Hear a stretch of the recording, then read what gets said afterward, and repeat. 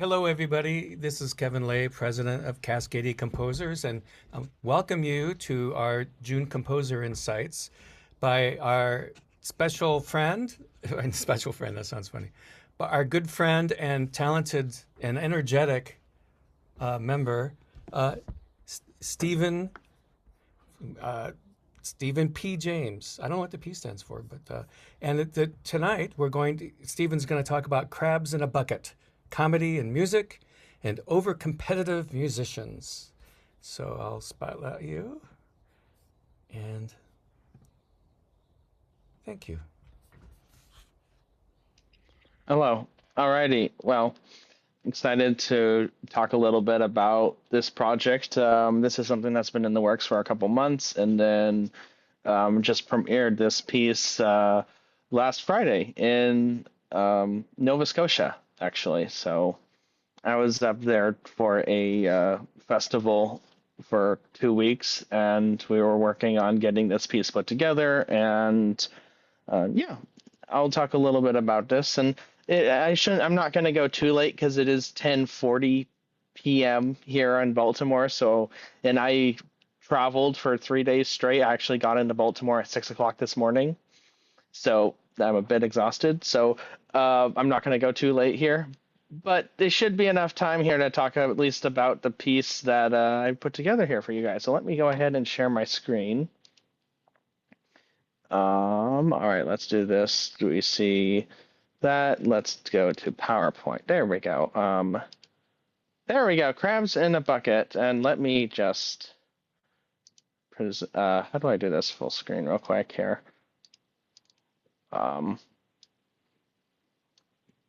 Wait. There we go. Awesome. Do we see this? This looks good. Does this look good? Does everyone just see the big crab on the screen?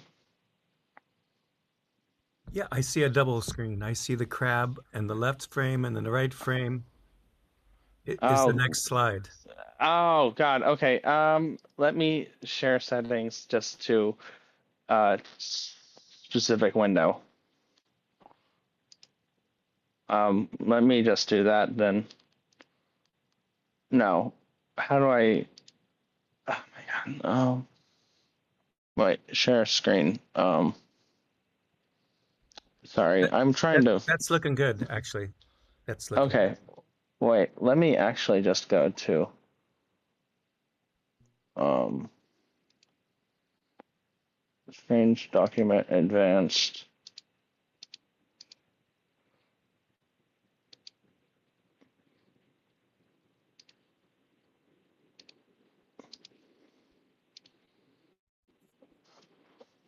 Okay.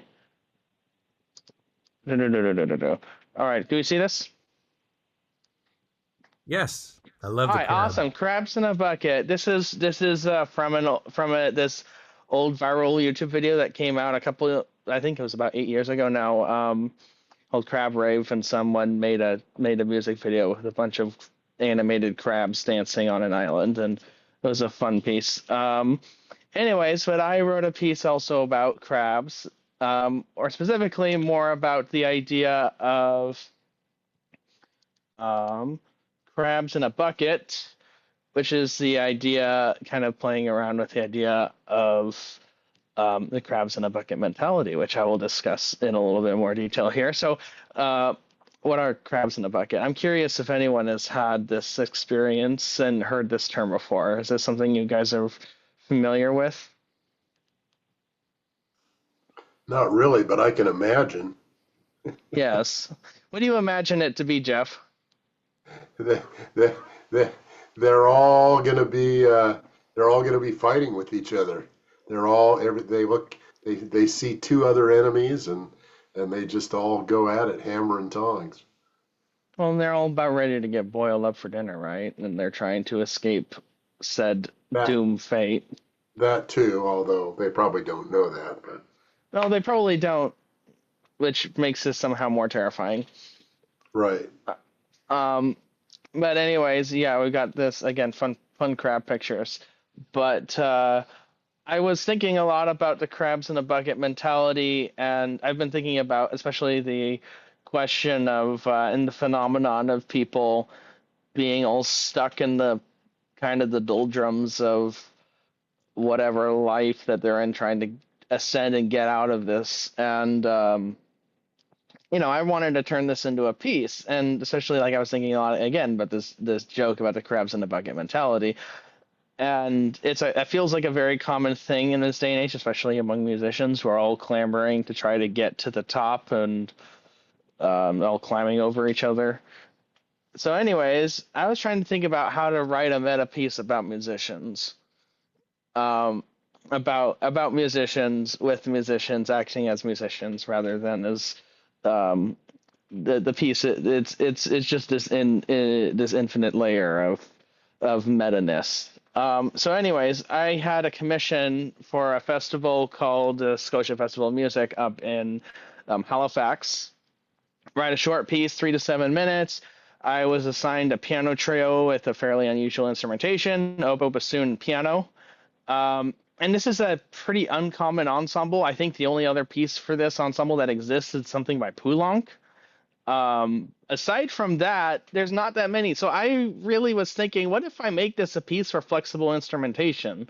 What if I make a piece that's flexible instrumentation? So I was thinking about this, and I was like connected this to my crabs in a bucket idea I had been wanting to do.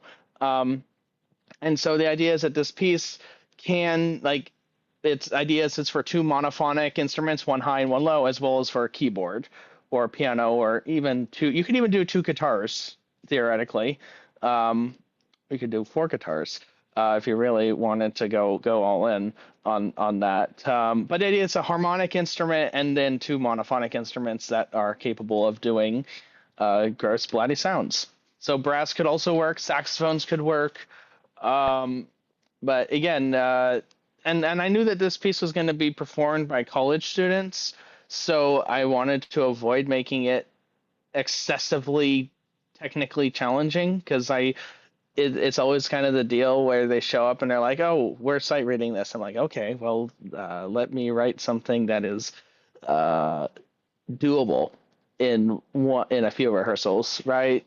And we don't have forever to work on this. So anyways, I was thinking about how I was going to connect the crabs in a bucket idea with this piece, and I turned to one of my hobbies, which is a lot of board games and card games. Some options that I'm considering or did consider and will turn into music. I mean, obviously we have chess, we have ping pong, and I'm not just thinking of Andy Ackeo's ping pong concerto. I'm thinking of more like turning the concept and the mechanics of the piece into music. Catan, Risk. Magic the Gathering was an interesting one because I just started playing with some other musicians here at Peabody, and I'll explain more actually about how this game works in case you're not familiar with Magic the Gathering, because the mechanics, I actually turned the mechanics of this game has been around for about, I think, 33 years at this point. More than 33. No, it's about 30. Yeah, 33 years at this point. I turned the mechanics and gameplay of this in and used this to devise the piece. So anyways, what is Magic the Gathering / MTG is what we call it in shorthand. Published in 1993, Wizards of the Coast. Fantastical card deck building game in which players, we battle each other, and the game is pretty versatile. There's a lot of different play styles and strategies depending on kind of what kind of person you are, what your character is, what you like to do and to have pleasure in doing. There's a lot of different strategies that are devised, but the objective is always the same: to be the last one standing. And MTG cards offer many ways to interact with other players, ranging from summoning monsters to attack and defend, hurling spells that destroy defenses, hindering other players' actions, instituting conditions for the entire board, and even directly attacking your opponent's life totals. Again, it's everyone gets between 20 and 40 health points, and they get ticked down as you do stuff to them, and you're trying to be the one who's the last one standing. And so here's an example of what the cards look like. You see the art is quite colorful, but you also see it's like this little thing up here is the color for each of the cards. Like we have this one that's blue, red and black together, red, red, green, red. Like there's different combinations. So you can have 1, 2, 3, 4. Some have all 5 colors, and we'll talk about the colors in a second. But many winning strategies in Magic the Gathering build towards infinite combos that become unstoppable and allow a player to win the game on their turn, regardless of anything that anyone else tries to do to stop them. And there are 5 colors of cards. Each of one has its own character and implied strategy.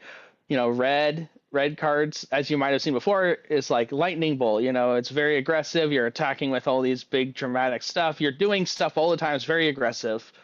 Blue is more like cerebral.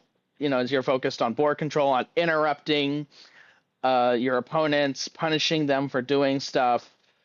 Countering stuff that they do. So it's kind of built around that. Green just wants to build and build and build slowly over time until they're unstoppable. It's like the long game, right? That's what green wants to do. And then white actually goes around and they help all the other players, but as they do that, they're able to kind of fly under the radar and develop their power quietly. So they're kind of like the poisonous friend, right? And then the black it's kind of brutal and they're kind of the cheaters, right? It's just you're like, okay, I'm gonna sacrifice all my life total, but I get to go through my deck and find all the cards that I want, and then I can find all the cards that I want, and then cheat my way into winning quicker than anyone else. But it's risky to do that too. But anyways, the idea is decks will have more than one color for powerful, multifaceted combo strategies. Anyways, I'm going to the trouble of explaining how this game works because it's kind of integral to how I devised the piece. And you don't necessarily have to understand Magic the Gathering to appreciate the piece, because once the final piece is kind of divorced from that. However, this is how I devised the musical material, was based off of the rules of this game. Now, in practice, Magic the Gathering games play out in turns, each player getting a chance to build a part of their strategy each round. They put down what are called mana cards. So either it's a land, so like an island card, or an ocean, or like an island card, or a mountain card, where each one is like a different color, and you get to put one down every turn. And then you can have artifacts, and you use this as magical fuel that then you can do these other things that you do to actually win the game. And the phrase that because everyone in Magic, everyone always narrates what they do. They say, I play this, or I do this. And everyone says very clearly what they're doing. And so the phrase draw, upkeep, play land, pass is very common in the first round. Everyone just kind of mumbles it like some kind of mantra. So I turned this into the musical motif for the piece. Da da da da da ba. And then the whole piece grew out of this motif here. And notice the rhythm of the words. As you will see later when I look through the score, I use this to derive all my material for the whole piece. And each round, the turns become increasingly complex, which I show by extending by extending and varying this motif dependent on the character that I want for each player. Because each player is like a color or a combination of two colors. And so I develop their parts dependent on what color they have and how they approach and develop this motif here. So players can begin attacking each other as early as round one, but it typically takes a few turns. The game continues until inevitably players are eliminated when their life total reaches 0. And the last one standing wins. And again, as you can see, maybe I want what I did with this piece. I really took the idea of chamber music being this collaborative thing, and I turned it instead into this competitive showcase. So it's kind of a subversion of the usual method of the usual chamber music performance that we're all so used to. Now, as one might expect, Magic the Gathering creates very interesting social dynamics. this is part of why I wanted to explore this in the music. Like there was this one game that I played where there was three of us, and I'm actually going to perform it next at Peabody with these people that I was playing with. We're all going to get together and perform this. And there was a moment where I could not win, but I could eliminate one other person.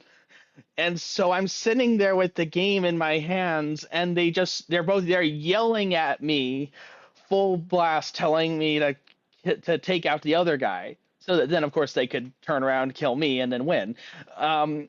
That was a very entertaining moment, and so I wrote that moment into this piece as well. You'll see how I kind of did this. But yeah, players often politic with each other, make alliances, try to swing the board in their favor, and try to appear as non-threatening as possible in order to avoid getting attacked.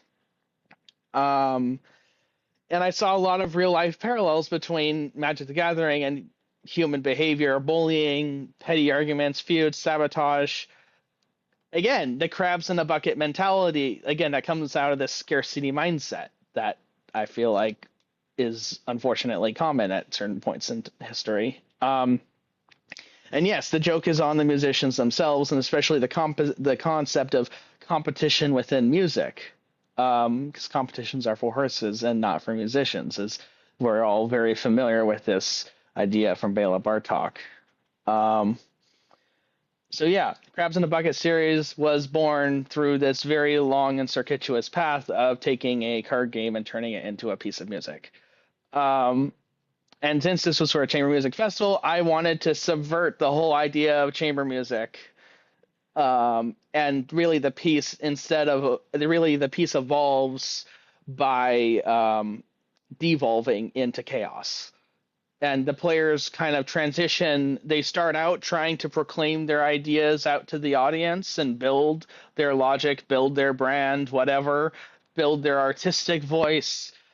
And then they progressively get more and more distracted until towards the end, they're all just focused on biting at each other instead.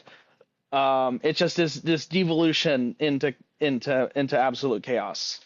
They're out here trying to please. They start out trying to please the audience and whatever omnipotent decision maker, aka the jury, is determining their fate.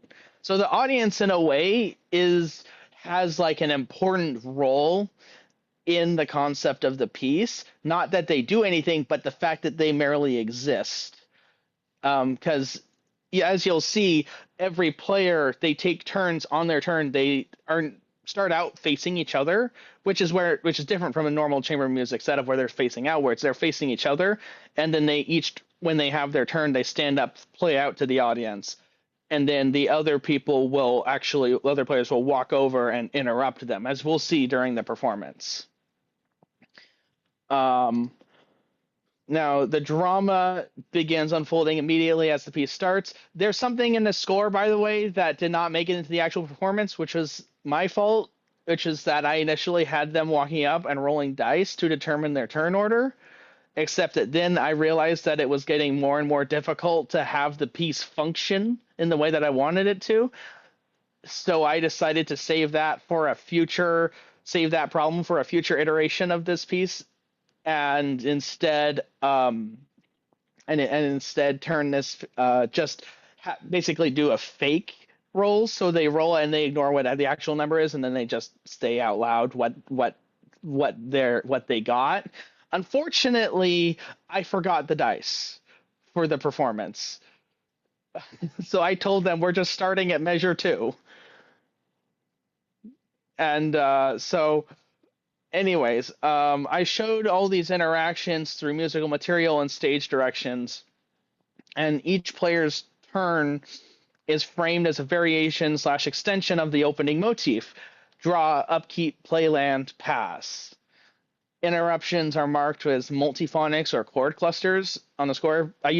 I decided to use a little bit of graphic notation instead of standard notation because it's flexible instruments. And so notating specific multiphonics that would work on, say, oboe would not work for saxophone, would not work for bassoon, would not work for whatever. Trumpets don't even have multiphonics unless you sing somehow. But I figured this would be really funny with brass as well. So that idea is that if you can't do multiphonics with your brass instrument, you just do a growl, dirty, gross growl thing instead. I mean, that's a very doable thing. Um, and so, anyways, and then for the piano clusters, I decided to just do this big black bar to just do that, right? That thing with your elbows, rather than um, having to just rather than writing out every single note. I just figured this would be more efficient and maybe a little bit clearer, and maybe they'd get a laugh out of it too, because I notated if you notice, this looks a bit like an exclamation point, which is again part of the joke, because also multiphonics tend to look and sound like that. If you write out all of the sounds in the that come out of the harmonic series of a multiphonic, it will typically look a lot like this, right? Getting denser the higher up you go. And so again, I figured that this was just the right way to do it. And the players, they don't have to pick a B. It just so happens to be in the middle of the staff. They can pick whatever fundamental note that they want and do whatever multiphonic comes easiest to them from there. So anyways, the process of rehearsing this piece, there was a lot of very unexpected difficulties that came up. Namely, I found myself asking the question, which one is easier? Do I get stage actors to learn how to play their instruments well enough to play the piece? Or do I get musicians to learn how to do a little bit of stage acting, right? I actually describe this as like an etude for stage presence in a way. Because a lot of the gestures in this piece require the players to show a lot of, to emote a lot as part of the gesture, right? They don't simply just sit there and play. They have to they have to stand up, walk over to the other person, point the bell of the oboe right at them, and then show very clearly that they are antagonizing the other person, right? And the effect, again, you have to move in such a way that it doesn't feel timid or it can't feel timid or too small. Because otherwise it will just feel forced and inorganic. And that was really the big risk that we were having to deal with this whole time, was how do we get the gestures to feel broader? And the players, it actually got a lot better once the players memorized their parts. And the parts were not that complicated, but they had to memorize their parts and memorize the other players' parts so that they could focus on playing out to the audience or at each other, rather than constantly having to look back at the score all the time, right?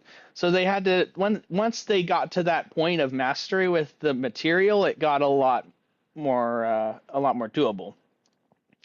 And we, as I mentioned before, we had to experiment with several stage configurations to serve the performance. Ended up settling on the orientation where the two wind players are facing each other rather than out to the audience. And in describing the work to the players, many of them, none of them had ever played this card game before. So I had to find other ways to describe it as well. In addition to explaining how magic works, I also was like, okay, think of this like a skit, right? Like a skit you would find on Instagram, TikTok, and in a way it's kind of a product of my generation's intertwined relationship with social media, and kind of also our fear of scarcity, and kind of everyone feels like the world is ending, so everyone starts treating each other worse because they're like, oh well, I should be the one who's getting the good thing and not this other person, and and eventually, once I started to think more broadly about this, I was able to divorce this piece entirely from having to be interpreted only through the lens of Magic the Gathering. So that way, people who are not intimately familiar with the card game can still watch it and get some enjoyment out of it. So what's next after this? So we had the premiere, which I will share very shortly. But what's next for the Crabs in a Bucket series? I'm currently working on the next iteration of this, Crabs in a Bucket 2, and which will be an open score piece. The completely flexible number of players' instruments. Although I'm thinking, and it'll have to be between 2 and 5 probably. Um, and the idea is that in this case, the players would use the dice to determine the actual turn order rather than cheating and lying about it. You know, so it's actually random. And then the idea is at the start of that, everyone would get a deck of cards that they would draw from, and their card has like a color and a musical objective that they have to fulfill. Like for instance, play this phrase 4 times, but each time it has to be you have to do it regularly, you have to do it in retrograde, you have to do it retrograde inversion, and you have to do it inverted. Right. And it's kind of each card's kind of a mental puzzle for the players to accomplish and figure out how to do it. But then they also have to listen to the other players and guess and figure out if another player is about to hit their objective. They then will try to jump in and stop that, because if they interrupt them, they have to drop out. And every time there's an interruption, it costs them a life. Every time they get interrupted, it costs them a life. But if they can finish one of their objectives, they get that life back. So the idea is that the game will go and go until people run out of their lives. Everyone starts with 3, or I guess maybe 3, 4, 5, depending on how long you want the piece to go on for. But then eventually people will get eliminated, and then someone will win, and the piece will end. So this is kind of the next evolution of the Crabs in a Bucket series. We'll see how this goes. This is kind of a new territory here. Yeah, Jeff. Am I right in thinking that there would be a lot of silences in that piece while they did their card and dice actions? The dice action would be right at the start. The dice That's action only and at the the cards beginning. would start at the start. Yeah, it's only at the Dice beginning. is only okay, but then the card action, you draw a card, there's going to be a momentary silence in the No, piece. yeah, that's fine. That's fine. That's Well, is fine. it though? If there's a piece that keeps being interrupted by silences, personally, I would tend to check out of that. Well, the idea is that if you have enough people, it really comes down to what are the objectives? Are the objectives super difficult, or are the objectives fairly doable? You have to find a balance so that they're not too easy, but also people don't spend too long trying to figure it out.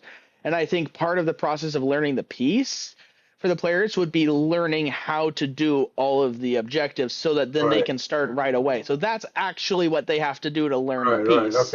Okay. Like that's the score of the piece. So because otherwise, yeah, you're right. That is a concern of having a ton of silences that feel awkward. Right. Yeah. Okay. Well, the proof is in the hearing. It's hard to imagine. You can imagine it better probably than any of us. So. Well, again, this is very conceptual territory here. So Right. I'm working on this idea.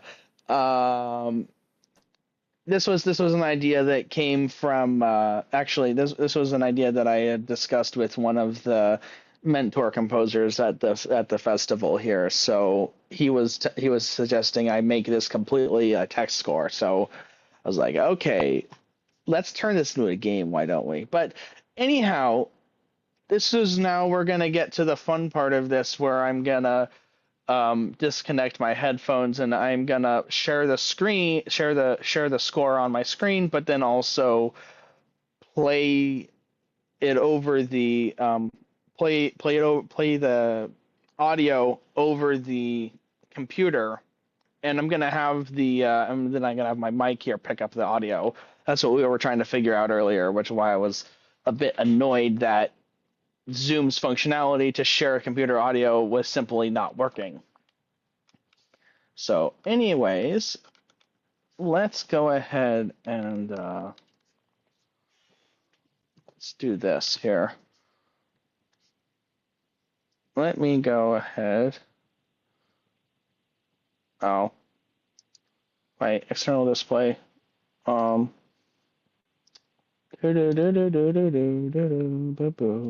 can do.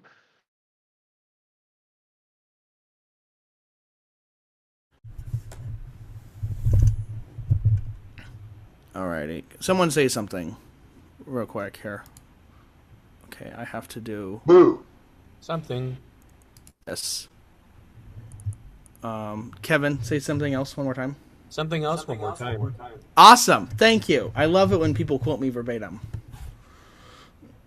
All right, now let me share. Actually, let me do this thing where I'm going to. Real quick. Okay, let's do this. And then let's do. Because we need to see the beautiful video from this performance as well.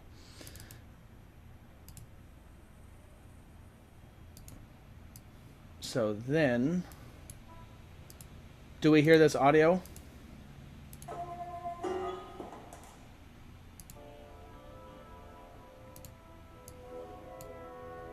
Do we hear this audio? Yes. Okay, awesome. Then let me share my screen. And we will begin with the mayhem that commenced. And I told them, before the performance, if things go wrong and there's chaos, just roll with it, because it makes the performance, it makes it all funnier. And the point of this piece is a bit of comedy. So, all right. Do we see the score here? Yes. Awesome. And then we see over here, right here, right? We see the stuff. All right, well, let's do this. I'm sorry. There's a police car going by my apartment right now. All right, and I have all of the performance notes and program notes and all this stuff that explains what I already talked about here. So, anyways, like I said, we are skipping the dice rolling because some idiot forgot to bring the dice for the piece on the day of the performance. Anyways.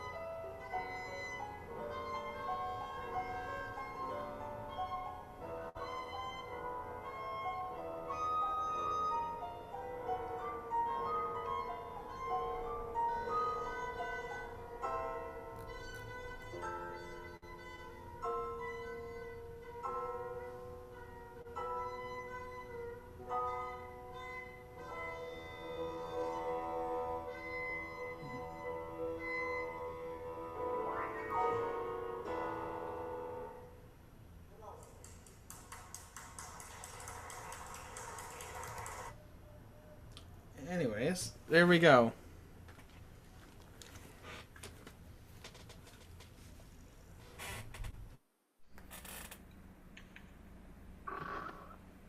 My very favorite. Whoop, can I talk? Yeah.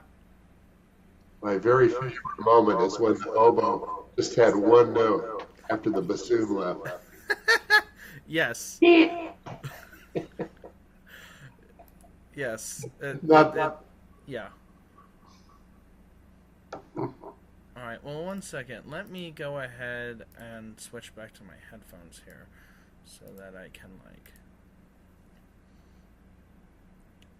because I'd like to let you guys ask a few questions if you wish. Let me pull up the score here so we can look at this more a little bit here. Alrighty. All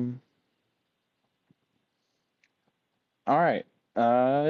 Yeah, we got any questions over here? I mean, I don't have much else to talk about here. Yeah, I have a question.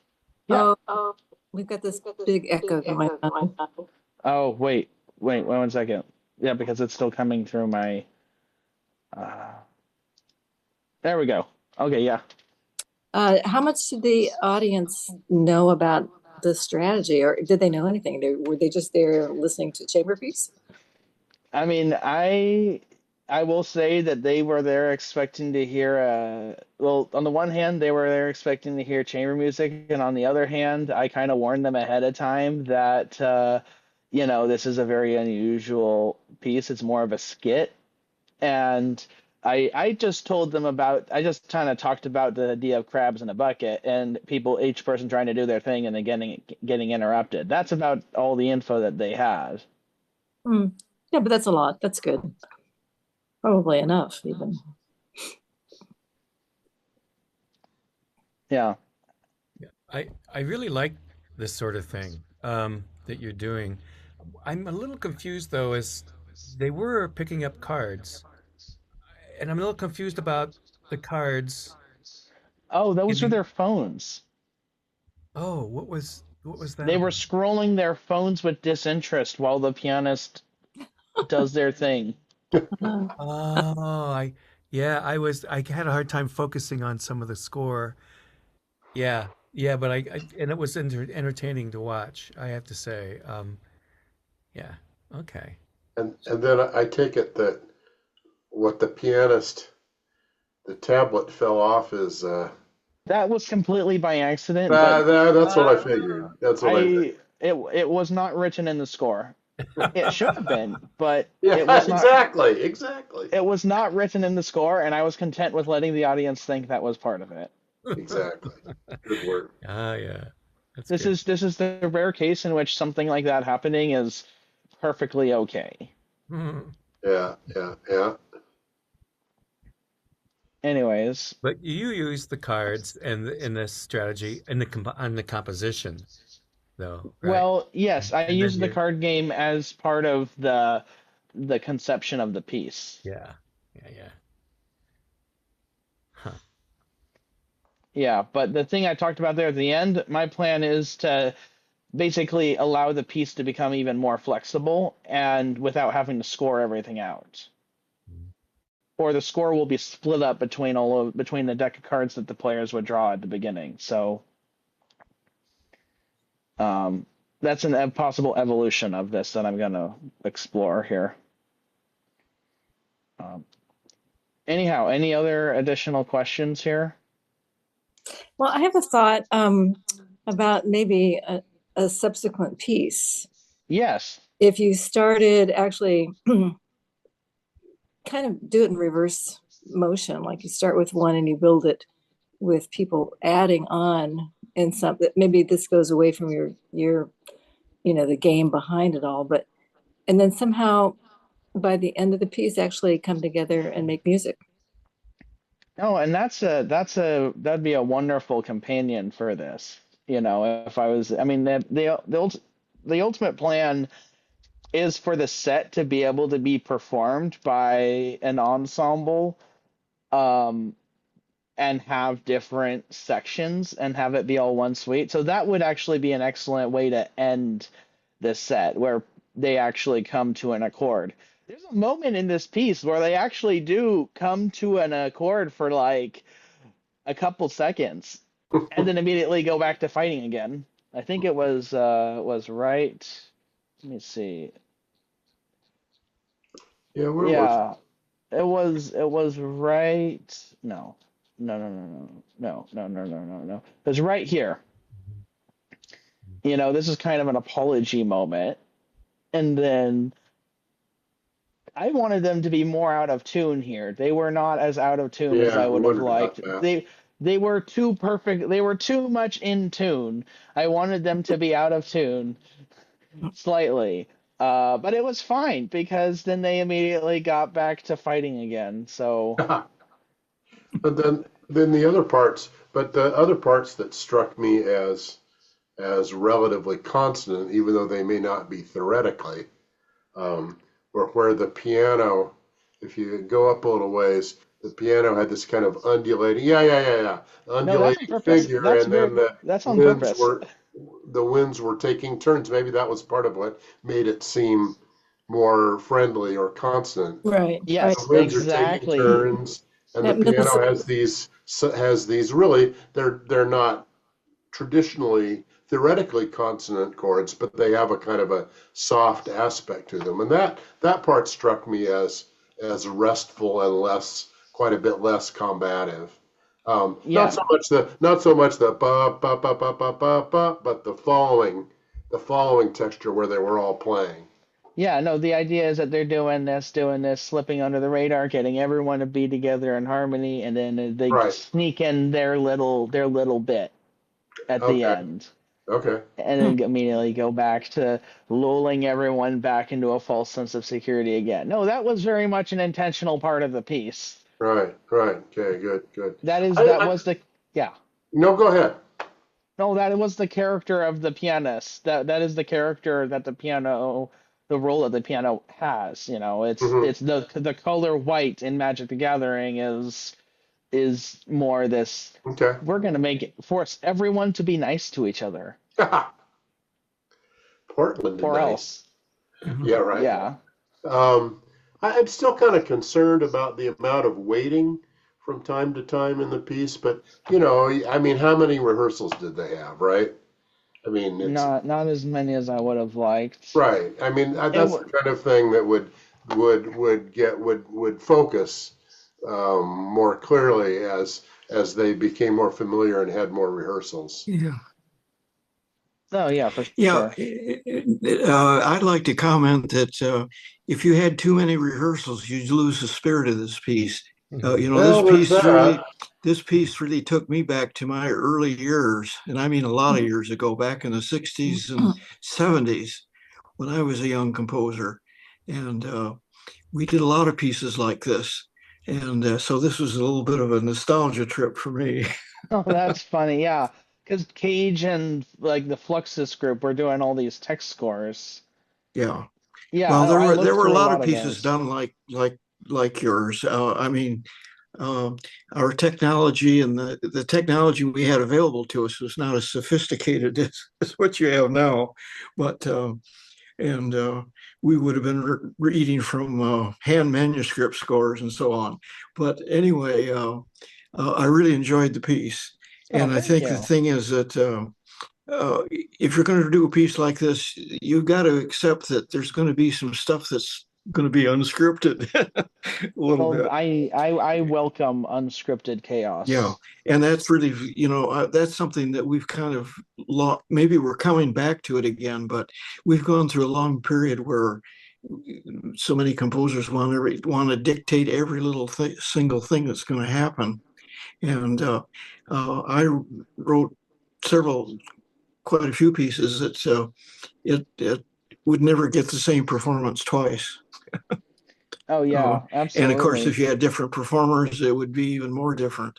But I really enjoyed that, so that I just basically, had a lead sheet, as it were, and let people interpret it how they'd like. Oh yeah, I love that. And the reason why I didn't do like I guess leave more up to the players was because they are students. Hmm. and they're not. This was for some of them. This was their first time ever playing new music. Hmm. Oh, wow. So Yeah. I thought they did quite well Tri- considering. Trial by fire. Yeah. They did get thrown into the fire with this piece. Hopefully they liked it. Yeah. They seem to quite enjoy it. They warmed up to it, I would say. They were definitely Warmed not up to the ready for fire. it. Yeah. Yeah.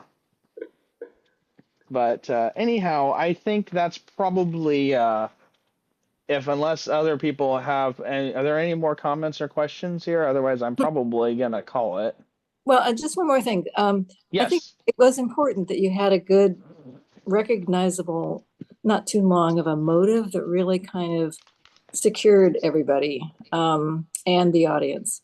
So I would, however much might be unscripted after that. I mean, I think if people could improvise, actually, that you wouldn't have to actually even write out so many ideas if they could take those motives and do many of the kinds of things you did, unless you care that those exact things happen. So I think improv could be worked into it really easily. But I think anchoring it Yeah. something, and you might even have different sections of the pieces have different motives that kind of organize the material for them and for the audience as well. So it doesn't seem like it would be just totally loose, but I think you could probably get more improv out of people Oh, unless you're I think so. Yeah. Again, it Mhm. was partially that I was writing for students who had never played new music before and were not comfortable improvising at all. Right.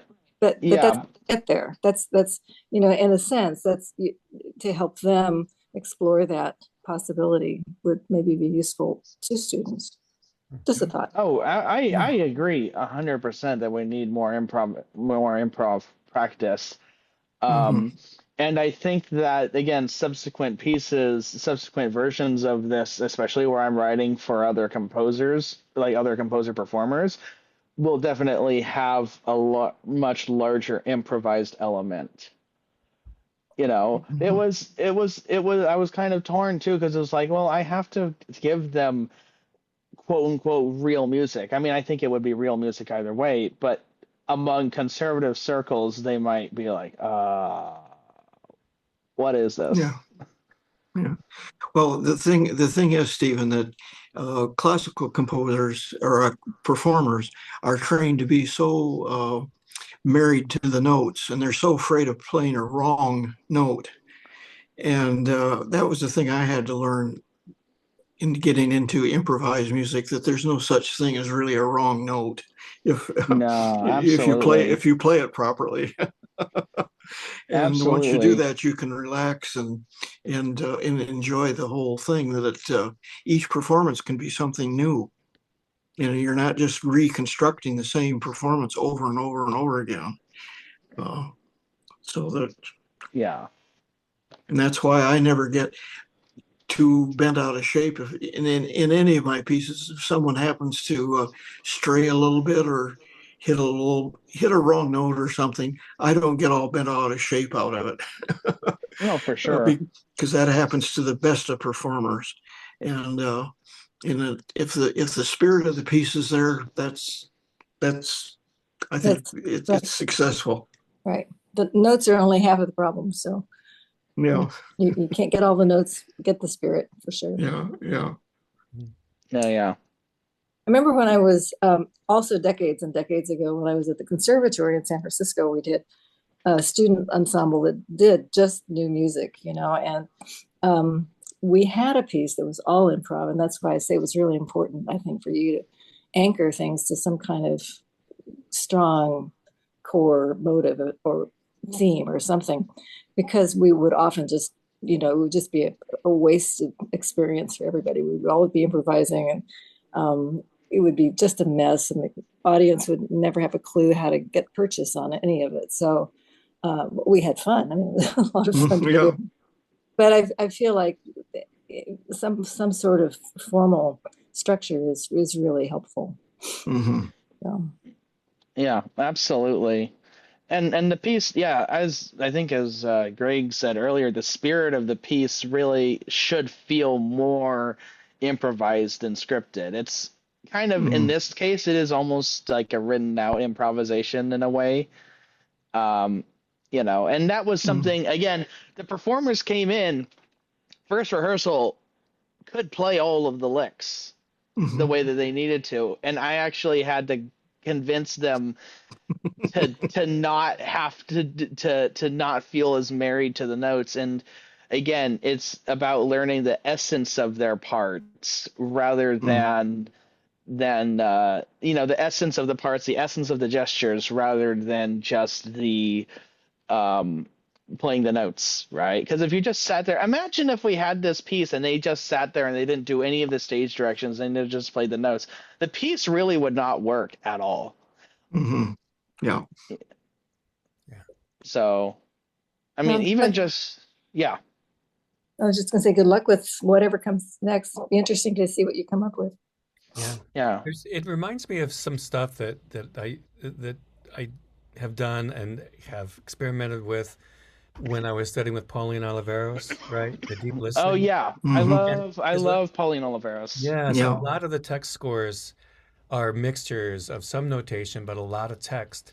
But there, it seems to work really well without people getting all chaotic, because there's this constant foundation of listening to one another before playing anything. Right. And I think it really makes a difference, you know? Yeah. It does, for sure. That's the other part of ensemble improvisation. You have to learn to listen. And you don't get that right away. You have to kind of go through the garbage for a while until you finally decide you better listen. But oh yeah, absolutely. Agree 100%. Yeah.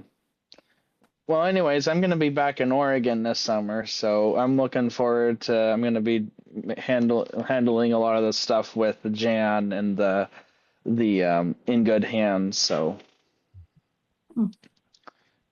anyways, I think I'm going to stop sharing. It's 11:30 here in Baltimore, so I'm probably going to head to bed soon and keep this. Thank you, Stephen. All righty. Wonderful. Okay. Yeah, thank you, Thanks Stephen. for coming, guys. Yeah. Thanks for listening. Enjoyed it. Yeah. Thanks a lot. All right. Bye-bye. hi, everybody. Bye.